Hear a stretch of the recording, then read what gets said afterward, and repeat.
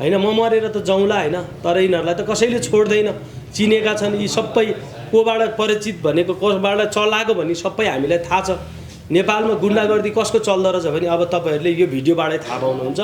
गुन्डागर्दी अब मैले यदि गल्ती गरेको भने मलाई फाँसी होस् सजाय होस् हैन कानुनहरू छन् होला कठघरामा म नि गएर बस्दिनँ होला हिजो प्रहरीहरूले मलाई लिएर जानुभयो हैन एउटा संयोजकको रूपमा अर्को 4 जना थुनेर राखेका था वैदेशिक रोजगार उद्धार श्रमिक सङ्घ नेपालका अध्यक्ष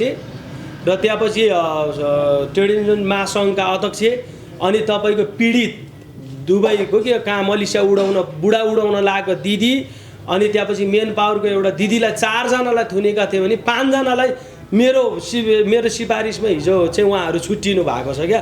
हैन प्रकाश भुजेललाई चाहिँ त्यहाँ म माथि लगेर उनीहरूले राजनीतिकसम्म गराए क्या मलाई निकाल्नको लागि मलाई समाएर यहाँनिरबाट मलाई चाहिँ प्रहरीबाट चाहिँ लिएर गएर साइन गर्न लगाएर उनीहरूलाई चाहिँ मैले चाहिँ मिल्यो भनेर चाहिँ मैले चाहिँ साइन गर्नसम्म मलाई कतिसम्मको हेर्नुहोस् त भित्र राखेर